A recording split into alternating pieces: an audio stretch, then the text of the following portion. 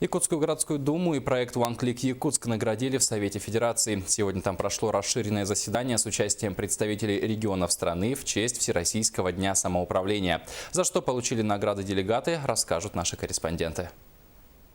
Несмотря на то, что мероприятие было обозначено как праздничное, началось оно с обсуждения основных проблем в сфере местного самоуправления. Были затронуты вопросы финансирования в развитии этой системы. Отмечено, что частое изменение законодательства, особенно на региональном уровне, не способствует стабильности. Важно, чтобы оно носило системный характер и было взвешенным. Затем, по итогам общегосударственного конкурса муниципальных практик, организованного Всероссийским советом местного самоуправления, победителям были вручены награды по 12 номинациям. И побеждает проект Якутской городской думы, социальный центр помощи семье Терчи. Награду получает Савинов Александр Александрович.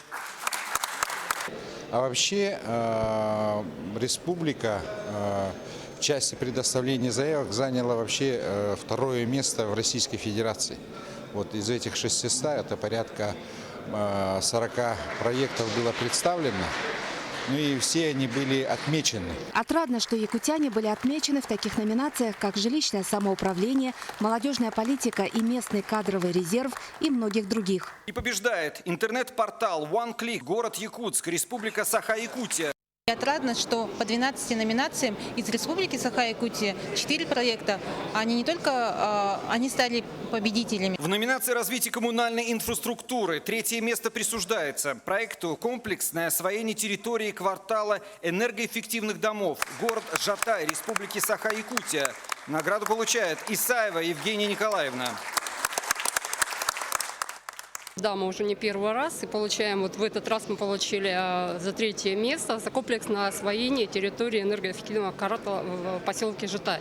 Очень отрадно, конечно, что нас заметили, отметили. Ну и будем продолжать, конечно, в том же духе развивать нашу территорию.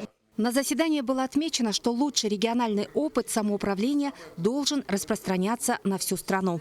Юлия Михайлова, Наталья Сазонова, Михаил Кулаков, НВК Саха, Москва.